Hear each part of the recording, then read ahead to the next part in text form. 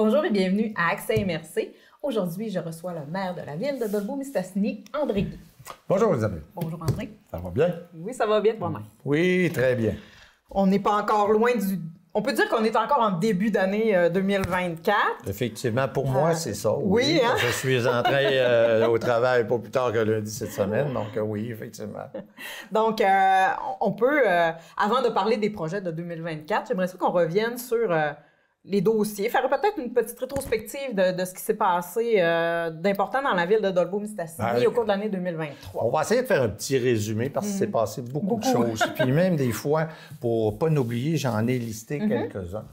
Écoute, en 2023, premièrement, nous, chez nous, il y a eu toutes au niveau des ressources humaines, les renouvellements de conventions collectives. Donc, on a renouvelé les cols bleus, les cols blancs, les pompiers. Puis on sait que c'était un immense défi parce que on renouvelait dans un contexte où la partie syndicale exigeait toujours des augmentations compte tenu d'un taux d'inflation qui était non récurrent et extraordinaire de 8 %. Mais on sait qu'on a quand même très bien réussi à s'entendre en ayant des augmentations qui sont raisonnables pour la capacité de payer des citoyens. Puis de dire, écoutez, la raisonnabilité, c'est de dire qu'il faut se projeter dans le futur. C'est pas vrai qu'on a des taux d'inflation de 8 puis de 10 comme on a eu peut-être dans les années 80. Donc ça, c'était quand même un pas important parce que quand on fait un budget, ben, tu le sais autant que moi, Isabelle, il faut regarder c'est quoi les coûts de gestion puis c'est quoi les coûts de l'administration des salaires, qui représentent quand même une somme assez importante sur notre budget de 30 quelques millions là, qu'on a à la ville. Donc ça, c'est important. Il y a eu aussi quand même j'ai eu, je ne sais pas si c'est la chance, là, mais j'ai eu du personnel très important qui a été renouvelé à l'intérieur de cette année-là.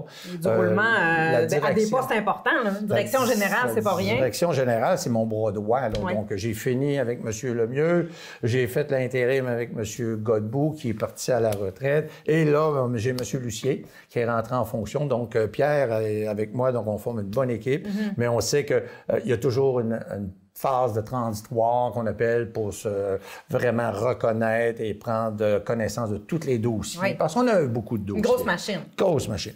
Pour l'année 2023, ce qui est important de voir, au niveau de la santé, mais je pense que là, on a véritablement la preuve qu'on va avoir un beau bloc opératoire qui va être mis en œuvre. La construction est commencée. Les dernières informations, c'est que le mandat se déroulait très bien au niveau du processus. Au niveau aussi des personnes âgées, tu sais, on avait la Maison du Bel Âge, qui est un projet qui fait X temps aussi qui durait, qui perdurait, qui revenait. Donc là, on peut voir dernièrement qu'il y a eu une destruction de l'ancien bâtiment. Les gens ont été déménagés dans l'ancien monastère des Augustines et la construction va être annoncée bientôt. C'est ce que Mme Guillemette m'a annoncé aussi. Donc, ça, au niveau de la santé, ça a brassé beaucoup. Au niveau des infrastructures, on sait que les infrastructures dans la ville de Dolbeau-Mistassini, bien, ça vieillit comme n'importe quoi. Et on sait que depuis quelques années, je dirais, le ministère va nous exiger une norme, c'est-à-dire un plan de gestion de nos actifs. Ça, un plan de gestion des actifs, c'est tout simplement de faire un état de santé de nos infrastructures à l'intérieur de la ville de Dolbeau-Mistassini. Ça veut dire où est-ce qu'on en est rendu dans notre système d'eau usée, système d'eau potable, les rues, les trottoirs, les bâtiments, tout ça là. Puis là, ça, c'est des plans qui vont être obligés, puis qui, deuxièmement, qui sert aux élus à prendre connaissance des besoins futurs pour garder ces infrastructures-là en santé. Chose qui n'existait pas avant. Est-ce que la politique que vous avez adoptée pour réduire le parc immobilier municipal découle de ça?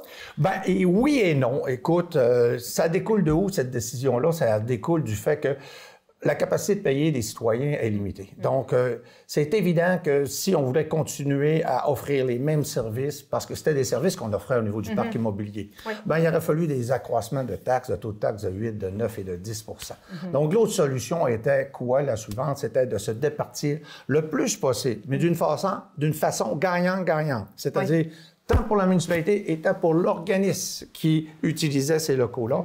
Et ça a été quand même une question de... Ça jouait le coût relié à ça quand je rencontrais les organismes pour la ville. C'est entre 300 et 400 000 $ par année que ça nous coûtait à entretenir ces bâtiments-là, les assurer, des fois les chauffer, les déneiger. Puis on disait, bien voyons donc, les organismes, puis des fois il y avait des organismes qui siégeaient à l'intérieur qui étaient en moyen. d'avoir ça. Donc, je pense que lorsqu'on a fait des transactions, on les a faites gagnant-gagnant. Exemple, je cite notre transaction dernièrement. Il y a le centre C.A. Gauthier. Le centre C.A. Gauthier, bien là, c'est la MRC. Ça, c'est vraiment une question d'affaires et de business parce que la MRC siège dans des endroits très étroits.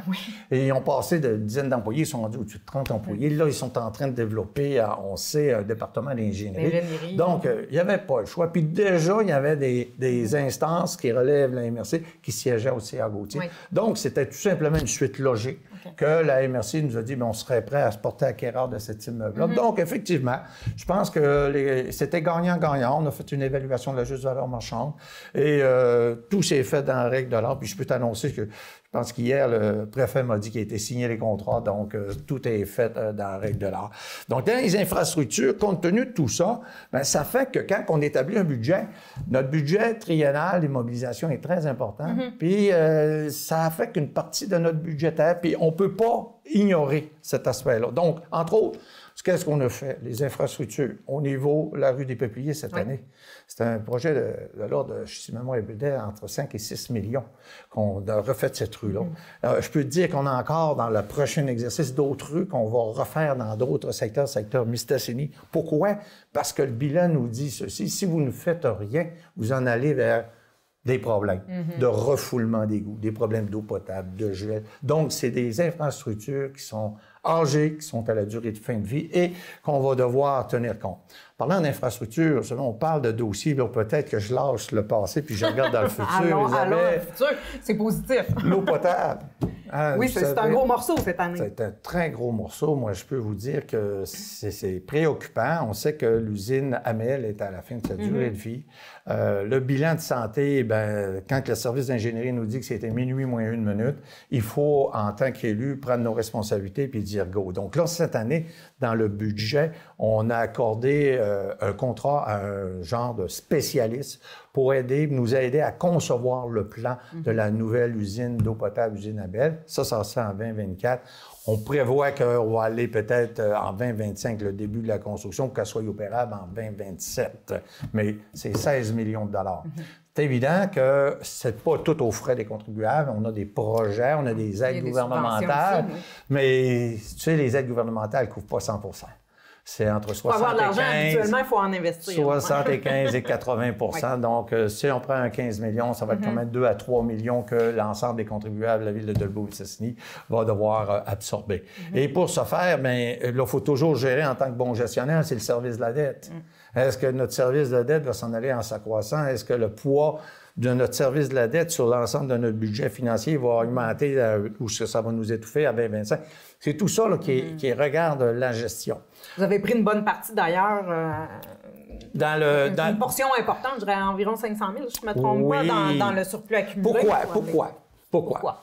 Non, je vais t'expliquer, puis je vais l'expliquer aux citoyens parce que sa question m'a été posée. Ça va sûrement les intéresser. Oui, premièrement, quand on fait un processus budgétaire, c'est un processus qui est rigoureux. On se fixe des objectifs. Pas juste le maire, c'est tout le conseil municipal. On se dit, bien, vers où est-ce qu'on veut se diriger en 2024? Il était clair pour notre objectif, c'était qu'on ne voulait pas avoir une augmentation du taux supérieur à 4 Parce qu'on s'est dit, et selon les spécialistes que je lis présentement, le taux d'inflation pour les prochaines années, on sait que la Banque du Canada nous estime que vers la mi-2024, on va peut-être une fourchette de 2 à 3 Donc là, c'était fixé, c'était inférieur à 4 Donc, on a fini à 3,9 Mais quand même, on a une foule d'obligations qu'on sait qu'on devait affronter au cours du prochain exercice. L'inflation. Les taux d'intérêt. Les taux d'intérêt sur ma dette à long terme, quand ça augmente d'un point, là, moi, ça augmente mes frais dans les 6 chiffres au niveau du service de la dette. Les conventions collectives. Donc, tout ça, on a regardé, puis là, on a dit, bien, gars, il faut respecter dans notre objectif. Par contre, on avait des choses prioritaires qu'on ne devait pas retarder ou reporter. Et là, qu'est-ce qu'on a dit? On a dit, bien là, on va se revirer vers nos polices d'assurance. Polices d'assurance, c'est nos surplus accumulés. Surplus accumulés, ça provient d'où? Ça provient de 3 choses. Soit que tu as taxé des gens et tu n'as pas donné le service, soit tu as trop taxé tes gens, ou soit ça provient de sommes non récurrentes du gouvernement. Entre autres, pensez lors de la pandémie. Oui. Le gouvernement a été très généreux. Je pense que, selon ma trésorière, on a reçu pas loin de 900 et 1 million. Là. Donc, on avait quand même un bon surplus accumulé du début d'exercice de 2,4 millions, si ma mémoire est fidèle. Et on sait que l'étude budgétaire qui a été déposée, on cheminait vers 700 000 de surplus au 31 décembre 2023. Donc, compte tenu de tout ça, je me ramasse avec un surplus de 3 millions sur un budget de 31 millions. Moi, je viens de ma première vie, j'étais content. Oui. J'ai audité les villes et les municipalités. Puis il y a des normes à respecter. Puis on se disait qu'une norme, c'est quand tu arrives à... Une norme d'un surplus accumulé, c'est 3 et 5 de ton budget. Là, tu arrives à 10 on était tous d'accord autour du conseil municipal de dire, regarde, on reportera pas tel projet. On va respecter notre objectif de dire d'intérieur à 4 donc 3,9 puis on va aller piger dans notre surplus accumulé d'un 500 000 pour quand même être des bons gestionnaires responsables en fonction des besoins futurs qu'on a et toujours en respectant la capacité, de payer des citoyens. Puis on sait que, je regarde en général parce que c'est sûr qu'on se surveille, on se voit, on a des concurrents, comme on dit. Puis je pense qu'on était vraiment dans le range, comme on dit, entre la moyenne d'augmentation dans l'ensemble des municipalités de notre taille au Québec, c'est entre 3,5 aller à 4,5 Donc, c'est de cette façon-là qu'on a utilisé de l'argent qui était là pour nous. Puis on a dit, on va faire nos projets, ça va bien pareil, puis on est des bons gestionnaires. Parce que des fois, reporter ce qui doit se faire dans l'année courante. On aggrave le problème. On aggrave le problème, puis des fois, ça va nous coûter plus cher de ce qu'on pourrait faire. Donc, c'est à peu près ça l'utilisation, la raison de l'utilisation du 500 000. Il y a un autre projet, on parle de qui traîne depuis quelques années, sur le plateau Saint-Louis, au niveau du réseau. Ça, je suis tellement content que... Mais ça relève pas nécessairement de notre administration, mais comme tu as très bien dit, écoute, plusieurs années j'ai été élevé à Dolbeau-Mistassini, puis je peux dire que dans ma jeunesse, on entendait parler des problèmes qui s'en avaient. Puis j'ai eu quand même la chance de rencontrer des gens, des propriétaires du plateau Saint-Louis, des propriétaires là, qui sont là, depuis la création, qui me disaient, « M. Guy, on sait que c'est pas de votre faute, mais nous, là, quand on s'est construit là, on a eu des promesses. Puis ça s'est jamais fait. Mais là, compte tenu de la densification, c'est très dense, compte tenu aussi que les propriétés sont loties, mais de différentes superficies, on sait qu'il y avait plus de 50 des gens, des propriétaires du plateau Saint-Louis, que même s'ils auraient voulu se mettre en norme pour les eaux usées, il était impossible. Le terrain n'avait pas la superficie nécessaire. Et on sait que, là, 2-3 ans, je crois qu'il y avait eu une étude de l'Université du Québec à Chicoutimi pour aller vérifier l'eau potable, l'eau de la nappe phréatique, s'il n'y avait pas eu contamination. Donc, c'est un problème que veut pas, la sécurité publique avait dans ses dossiers. Veut pas, la gestion municipale avait été avertie que si on faisait absolument rien, on courait un risque de contamination de la nappe phréatique. Donc, on n'avait pas le choix. On a déjà commencé à travailler dans les années d'avant. Pourquoi que ça a bloqué tout le temps? C'est parce que les aides gouvernementales n'étaient pas nécessairement là. Je peux dire que moi, à mon entrée en poste de maire, on a eu déjà une rencontre. Puis on a regardé la possibilité de le faire, mais on a retardé. Pourquoi? Parce que le coût relié aux contribuables, c'était exorbitant. Là, ce qui a fait changer la donne, puisque je l'ai dit, là, on a une occasion. Le programme Primo a été modifié, a été vraiment à augmenter l'aide à ce programme-là, à ce projet-là, qui fait que ça a ramené la contribution du propriétaire à ce projet-là d'une façon tout à fait acceptable. Et oui, c'est un projet qui va avoisiner 9 millions de dollars. Traitement des eaux usées complet au niveau du plateau Saint-Louis. Ça se fait cette année aussi? Oh oui, écoute, je peux dire que le règlement est passé. Donc, le règlement d'emprunt est passé, le financement, ça va aller, je crois, en appel d'offres très bientôt. Et c'est évident, parce que c'est une des conditions pour être admissible à ce programme Primo-là. Il faut que les travaux soient finis, je crois, si ma mémoire est fidèle, fin 2024, début 2025. Donc, c'est évident que cet été, là, il va y avoir des pelles, il va y avoir des tracteurs, il va y avoir du zéro, il va y avoir beaucoup d'achalandage. J'avise les gens du plateau, soyez patients, soyez aussi indulgents, Parce que, bon, la question m'a posé, le pavage, quand est-ce que vous voulez faire le pavage? C'est sûr qu'on ne fera pas... on pour pavera, le détruire ensuite. Non, mais on ne pavera pas à l'automne 2024, ça va aller au printemps 2025. Donc, oui, on sait, du sable, du gravel, mais que voulez-vous? Mais ça va être réglé, ce problème-là. Puis on sait que c'était un problème qui était là, puis qui affectait aussi les justes valeurs des propriétés. Comment voulez-vous vendre une propriété lorsque vous n'êtes pas certain que votre fosse septique est réglementaire ou elle va être fonctionnelle encore? Vous n'êtes pas certain. Votre nappe phréatique. La nappe phréatique qui peut se... Donc, mais par contre, il y a une autre affaire aussi qui est importante, c'est qu'on a voté aussi, puis c'était une obligation du programme, d'avoir une étude. Encore, on va refaire une étude. On a voté un budget de 20 000 $ sur la qualité de la nappe phréatique du plateau. Donc, je vais rassurer les gens encore de dire, on va aller vérifier la qualité de l'eau potable, puis c'est dans notre projet, ça, en fonction des eaux usées. D'autres questions qui m'ont été posées. Pourquoi vous n'avez pas amené l'eau potable en même temps? Écoutez, intéressant. Très intéressant. Parce que ça aussi, c'est demandé depuis... oui, c'est évident qu'ils me disaient, j'ai eu des gens qui disent, ça a été pratique, vous avez réglé l'ensemble des problèmes, mais la seule réponse à cette question, c'est l'aide gouvernementale qui n'existait pas pour un réseau d'eau potable. Donc, on a regardé.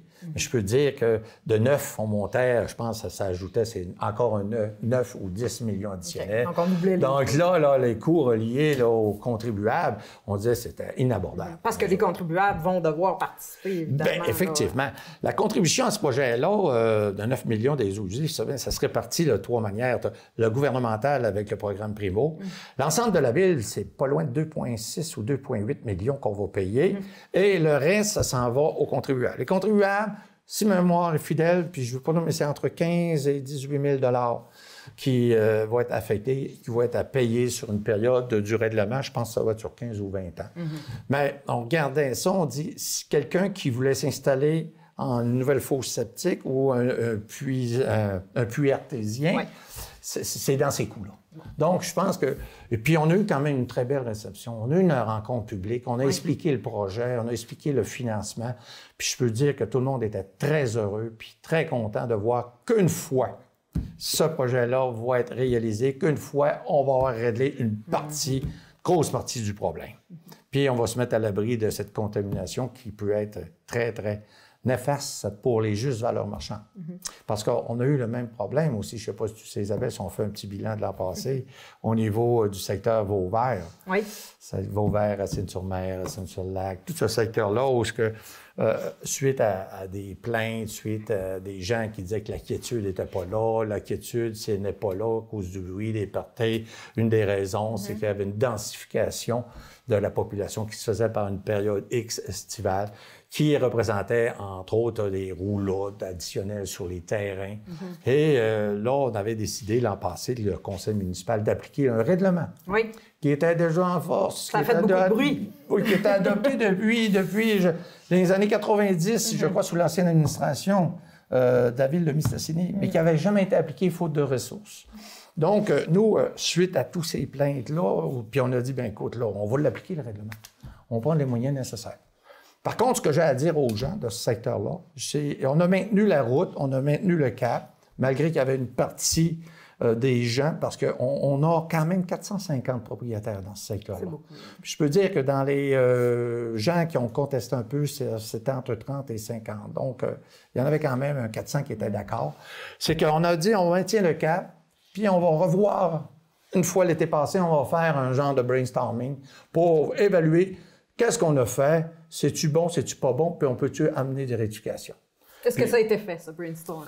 Oui, il a été fait, puis je peux dire qu'on va avoir une réunion du conseil municipal juste sur ce sujet-là, OK, en privé. Puis on va devoir, vous allez avoir des nouvelles, on va justement écrire à ces gens-là, suite à cette évaluation-là. Voici qu'est-ce qu'on serait capable d'amender de ce règlement-là pour justement pas trop être trop drastique. C'est ce qui nous a été reproché. Si vous êtes trop drastique, puis il y avait peut-être raison, on a quand même des choses qu'on peut acclimater. Par contre, ça nous a quand même permis de nous éveiller sur certaines inquiétudes de tes propriétaires qui étaient là aussi. Tu as le problème des roulottes, mais tu as le problème aussi des Airbnb.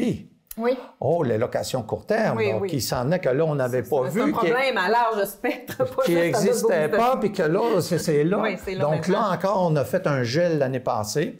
On a dit, au mois de juillet, on a passé un règlement, une résolution qu'on gelait les permis. Ceux qui étaient émis, OK, droits acquis, mais il n'y a plus de permis qui s'émettaient jusqu'au temps qu'on ne fasse pas cette réflexion-là, qui a été fait et qui va se concrétiser dans les prochaines semaines à venir pour justement avancer les amendements. Puis j'ai dit aux gens de ce secteur-là qu'on allait les écrire, les informer. Voici qu'est-ce qu'on peut faire pour l'année qui s'en vient, l'été 2024. Et aussi, on a été voir qu'est-ce qui se faisait ailleurs. À un moment donné, il ne faut pas inventer la roue, là. C'est ça. On en regarde un petit peu qu'est-ce qui se fait ailleurs. Donc ça, c'est des choses, là, qui rentrent un petit peu l'année passée, mais par contre, qui s'en viennent comme des projets 2024. Il y a d'autres choses aussi, tu sais, qui sont... Il y a beaucoup de mouvements, je veux dire, qu'avec le nouveau plan d'urbanisme, il y a aussi la planification stratégique qui est encore... qui va être présentée bientôt, je pense, ou déposée bientôt. On peut parler de ces dossiers-là pour terminer. C'est ça, en 2021, je suis arrivé, c'est la planification stratégique qui se terminait. Et là, j'ai dit, écoute, on n'a pas le choix. Il faut remettre ça sur rail parce que pour dire aux gens c'est quoi la planification stratégique, c'est tout simplement, c'est de déterminer où est-ce qu'on veut se retrouver dans 4 ans. Puis quels sont les moyens qu'on va prendre pour se retrouver là, atteindre les objectifs. Donc, c'est ça un plan stratégique. On a eu une consultation citoyenne qui s'est faite. Est-ce que la participation a été satisfaisante? Bien, je peux dire que quand même, écoute, là, moi, je dis tout le temps que ça ne va pas à la quantité, ça va à la qualité des gens qui se sont présentés. Puis, moi, avec Mme Sauvageau, je pense qu'on était satisfait quand même des réponses puis de la participation des gens qui ont assisté aux 3, même 4 séances. Donc, vous pouvez le faire en ligne aussi. Oui, vous pourriez faire ça en ligne. Donc, ça se fait. Ça va, écoute, les dernières rencontres, je peux dire, vont se faire d'ici à la fin janvier 2024 pour avoir une planification stratégique qui va nous être déposée officiellement au printemps. Par contre, ce qu'il ne faut pas oublier, puis ça, moi, je me le disais, écoute, si un jour je suis maire, ben le fameux plan d'urbanisme, les règlements d'urbanisme, je vais les mettre à jour. Parce que des fois, là, encore dans mon autre vie, quand j'avais des clients qui m'arrivaient, qui me disaient, tu sais que Dolbeau-Mistassini, là, c'est compliqué. C'est compliqué de faire des affaires. Donc là, à un moment donné, je me disais, écoute, ça, je suis tanné de voir ça. Donc, j'ai eu quand même une belle complicité de ce département-là d'urbanisme. Puis, je parlais avec mon responsable, qui est M. Maillot. Je disais, M. Maillot, on vous donne un mandat. J'ai dit, il faut mettre ça à jour. Je sais que c'est laborieux. Oui. C'est vous repassez tout ça, mais il y a des clauses. Puis là, j'y demandais son opinion. Il dit, oui, c'est sûr, M. le maire. Il dit, il y a des choses qui ont été conçues dans les années 80 puis qui sont encore là dans les règlements d'urbanisme. Ils sont plus au goût du jour. Ils sont plus au goût du jour. Donc, quand tu veux tu fais une planification stratégique, tu dis, je veux être là pour telle raison. Pour ce faire, il faut que je développe telle chose, telle chose. Là, on se vire de bord et on dit, hey, dans notre plan d'urbanisme, là, ça nous permet-tu de faire ça? Ouais. Oh non, on peut pas. Donc là, il y a un travail qui se fait entre les deux firmes de spécialistes, ceux qui sont là pour mettre notre plan d'urbanisme en jour et ceux qui sont là pour faire notre planification stratégique. Et ça le plan d'urbanisme devrait être déposé, si mémoire encore fidèle, fin été, début septembre. Donc, encore là, ça va être des choses, des instruments de travail qui vont être très utiles pour les conseillers, pour le conseil municipal, pour les décisions futures à prendre. Parce que bien des fois, là, moi, entre autres, des fois, j'arrivais avec des idées, puis Mme Sauvageau, qui est responsable de communication, me disait, « Monsieur le maire, ça va à l'encontre de notre planification stratégique. » Oh, peut-être. J'ai dit, regarde donc ça, je n'avais pas pensé d'utiliser cette source d'information-là, parce que, écoute, ça a été fait par des gens intelligents, des gens qui disaient de la ville de Dolbeau-Mistassini, je veux qu'elle soit là. Et ça aide véritablement à orienter nos décisions pour le futur. Puis je pense que ça va être très fructueux. Puis j'ai hâte de voir tout ce beau qui va être présenté, puis qu'on va dire, voici comment on veut se voir, comment on se projette dans le futur, puis voici tout le travail qu'on va faire pour y arriver. Donc, encore beaucoup de pain sur la planche en 2024. Effectivement, beaucoup de pain sur la planche en 2024. Beaucoup de travaux qu'on a à faire encore au niveau d'immobilisation. Je pense des instrumentations, c'est-à-dire au niveau des travaux publics, on a des achats d'équipements qu'on va faire. Je peux vous dire au niveau des investissements, on a la piscine du parc Yvon Mascotte à Mistassini, qu'on va remettre de l'argent parce qu'on ne veut pas la perdre, cette piscine-là, dans ce secteur-là. Très utile pour le camping qui se situe en bas. C'est 200 à 300 000 $. On a sûrement encore un beau programme aussi de pavage, parce qu'on sait que la rue des Érables, c'est une rue qui est très achalandée, entre la 8e avenue aller jusqu'à la 4e avenue, là, et même jusqu'à la 6e. Donc, on a une bonne partie on va refaire le pavage. On a toujours aussi le suivi de remettre à jour et d'identifier les secteurs de nos trottoirs qui sont dangereux. Donc, encore là, c'est un 100 000 $ qu'on va remettre là d'une façon récurrente. Écoute, je pourrais t'en énumérer encore beaucoup, mais on ne chômera pas. On vous réinvitera à l'automne prochain pour nous parler de l'avancement de tous ces Où est-ce qu'on est rendu là-dedans? Puis, il y a beaucoup en 2024 aussi, ce qui est important, c'est les réformes. Au niveau ministériel, Mme Laforêt là, a fait un travail extraordinaire. Là. La loi 39 qui a été pensée, là, écoute, au niveau du financement, on va avoir une possibilité de financement additionnel à aller chercher. Elle nous a ouvert ça, le pas très grand. On a la façon aussi que la TPS va être redistribuée à l'intérieur des villes. Ça, il va y avoir un changement dans la méthode de rétribution qui est très important. Par les années antérieures, c'était en fonction de la population. Donc, une fois que tu as mis les 15 ou les 14 plus grandes villes, là, il restait à peu près 10 ou 15 % pour l'ensemble des petites municipalités. Donc, ça va être revu, puis j'ai vu comment que ça se dirigeait avec l'UMQ. Je pense que ça va être intéressant. Et tout le monde va gagner. Les grandes villes n'auront pas tout perdu, mais nous, on va en gagner plus. Parce qu'il va y avoir comme un genre de séparation. Ce qu'on a séparé cette année, on va prendre 50 % de ce montant-là. On va le faire selon l'ancienne méthode. Puis l'autre 50 %, on va l'appliquer pour les villes de 15 000 de population et moins. Je dis, ah, mon Dieu, c'est-tu plaisant?